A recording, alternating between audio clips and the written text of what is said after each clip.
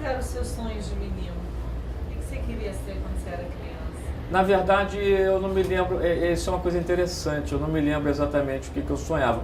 Eu me lembro que eu fiquei muito fascinado certa vez, eu morava no Sobrado e tinha um caminhão da Light consertando, instalando coisas em frente à rua que eu morava no subúrbio do Rio de Janeiro, lá na Penha. Eu não me lembro que idade que eu tinha, eu talvez tivesse ali 9 anos. Eu fiquei tão fascinado com aquilo que eu dei um jeito lá, ganhei um caminhãozinho. O caminhãozinho tinha um toldo, que era igualzinho o toldo que se usava naquela época nos caminhões da Light. No outro dia até passei por um caminhão com esse toldo. Hoje é pouco comum você ver esse toldo em caminhões. Era uma lona, literalmente. E o meu fascínio ali era que aqueles homens estavam subindo escada com capacete, óculos. Já se usava na época, obviamente, equipamento de segurança. E eu achei aquilo tão fascinante, pô, alguém metendo a mão na massa, né? Talvez isso explique o fato de que eu sempre gostei de fazer alguma coisa assim prática, né? Aeromodelismo, montar alguma coisa. Nunca me dediquei exatamente a isso com afinco, mas aí aquilo acho que apagou da minha memória. Eu fui descobrir realmente que eu queria ser jornalista no curso científico, em 1968, quando eu escrevi eu organizei um campeonato de futebol, os jogos eram aos sábados, e eu imaginei que na segunda-feira os que não assistiram aos jogos gostariam de saber o que tinha acontecido no sábado. E cheguei na segunda-feira com o Mr. X e colei no mural. O Mr. X era o nome do jornal que eu criei. Eu já era um bom datilógrafo, eu tinha uma máquina de escrever, tinha feito curso de datilografia e fiz em 2 páginas. Existe uma foto desse Mr. X sendo apreciado por algumas pessoas, inclusive o professor de português, o professor Paulo Gustavo, e ele achou muito interessante porque ele percebeu que eu escrevia como ele lia no jornal, né? E aí ele falou assim, poxa, né, você domina bem a língua portuguesa, mas o que eu estou achando interessante é que você escreve a notícia como se fosse uma notícia, né? Na verdade, ele não sabia, eu também não sabia, mas eu já sabia escrever um lead, né? E um sublead e um complemento. E ali eu me dei conta de que o meu negócio era a comunicação, né?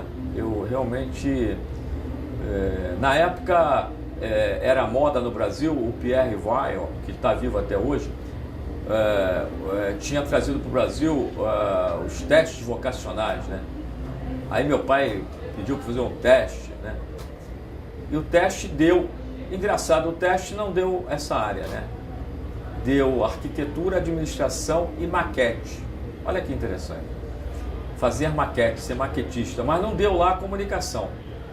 Eu larguei aquilo tudo para lá. Eu cheguei a fazer o pré-vestibular de administração, mas eu no meio do pré-vestibular, em agosto, eu já estava decidido que eu ia fazer era comunicação mesmo e fui fazer comunicação.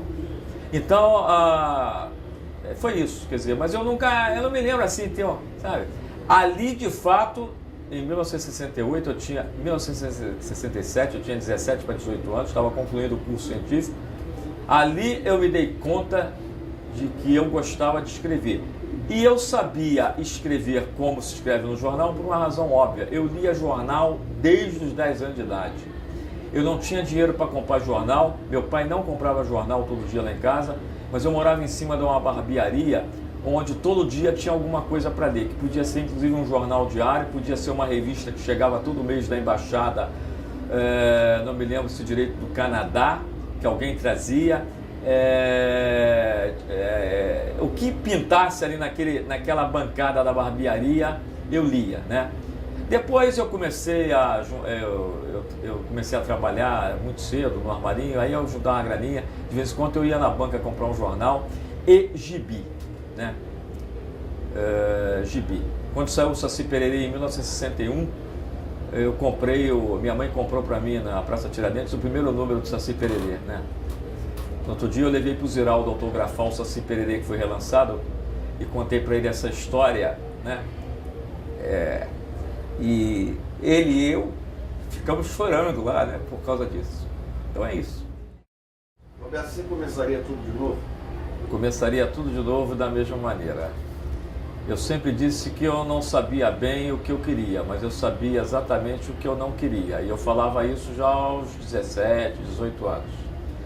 Decorridos 40 e tantos anos desde que eu dizia isso, já que eu estou no momento com 59 anos e meio, eu já posso então dizer que eu tenho uma experiência vivida, certo?